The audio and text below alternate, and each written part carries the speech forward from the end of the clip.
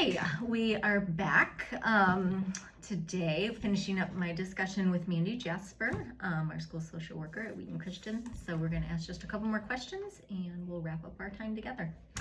Mandy, what are some de-escalation strategies you have used to help a student who is dysregulated, as we know that students with autism often struggle handling their emotions? I think one thing to always consider is what are we doing with prevention before de-escalation even happens. So being able to teach them regulation strategies when they are regulated, I think is a really important first step. Instead of being reactionary, be proactive in education with students and figuring out what are the tools that help them calm their body down and giving them voice and what helps them relax. So when those moments of de-escalation happens, they already have their toolbox filled with ideas, and they can even have like a visual choice board. Sometimes I think students do need a directive to say you need to go to the sensory room, or you need to go to the conference room, or you need to go to this area. But I think being able to limit your verbals, provide space and distance, being able to assess what their agitation level is, being able to see if you ask them a question, are they able to respond, or are they so angry that you're not able to communicate? So I think de-escalation can look very different, from agitation to like you can tell somebody is throwing something or completely out of control, where you might need to have students leave a classroom to be sure that they're somewhere safe. But I think whatever you can do to stay calm and measured and neutral and empathetic with your responses and validate their feelings, like using like, I can tell you're very angry, or it sounds like this, or I'm hearing this, I'm seeing this. And if they're like, yes, I'm angry, like, oh, I can tell that you're angry, tell me more. But just being really calm and measured, I think can be very helpful. And I've seen you in action doing that, and you do a beautiful job. And yes, because inside it can be very disturbing and unsettling to see a student become dysregulated, but being and not measured, taking it personal. like, absolutely, totally. Yeah. We here at Wheaton Christian are a private school, and we don't have the capacity to service every student who wants to attend.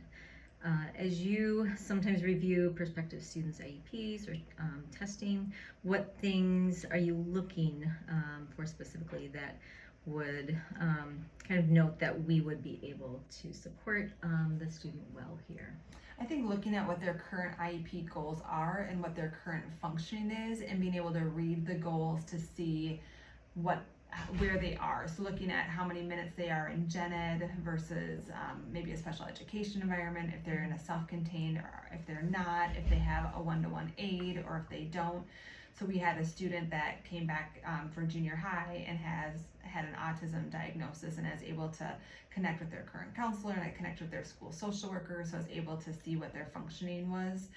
There's been some students that we've actually interviewed after they've met with the head of school, if we're kind of thinking through things, just to be able to see and ask questions and just use the clinical knowledge that you have with a one-on-one interview. Sometimes reports can give you so much information and it can look like one way, but then they present completely differently. So I think being able to actually talk to somebody is probably one of the more valuable tools than just looking at like data and minutes. When do you feel like we would decide that a student would not be able to attend Wheaton Christian? That their needs may be too great. I think we've had those conversations too, and I think one of the rule outs we started at this point of where our school is at is when they need a one-to-one aid. We don't have the infrastructure or the support to be able to do that. So I think that would probably be like the first layer of rule outs.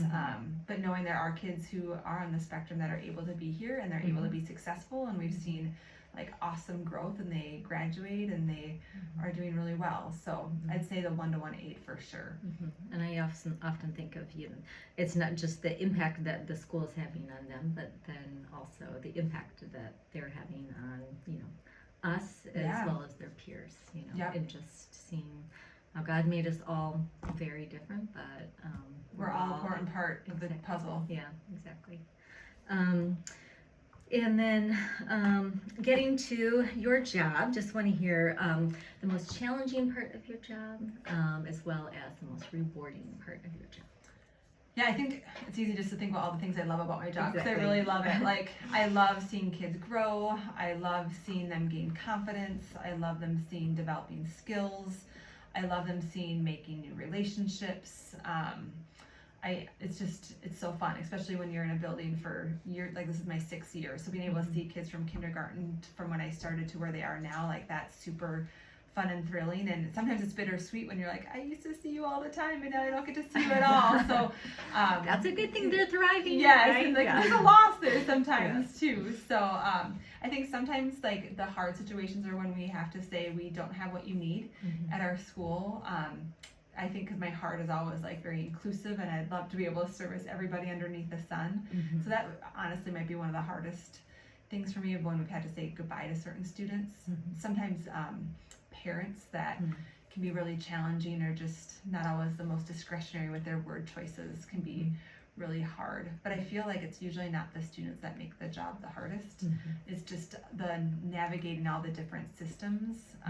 When kids are escalated, that can be really challenging, but I don't feel internally like, I don't know, I feel more empathetic in those moments than like angry. So I feel like That's why you were called to be a school social worker. I guess so. Absolutely, yes. yeah, I think it's more like the peripheral things or like making, if a teacher doesn't agree with what you're thinking, I think that can be hard when you're trying to advocate between all the systems. But there's so many fun things about it. And I think we're in a very supportive, nurturing environment and we don't have a lot of internal drama, which makes it a lot easier to work. And the people you work with is huge. Yeah, absolutely. Like our student services team, it's such a blessing in that we can all partner together, but we also have our strengths and kind of it's really neat to see how some areas that we may not be as strong in, like someone else is, extremely, like strong in that area, and we can really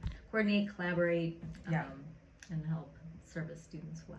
And that's the benefit of interdisciplinary teams, being able to get all the different views. And research even shows the more diverse groups, the better outcomes. So, well, your blessing. Thank you, Mandy. Yeah. I appreciate it. You betcha. All right. Bye-bye.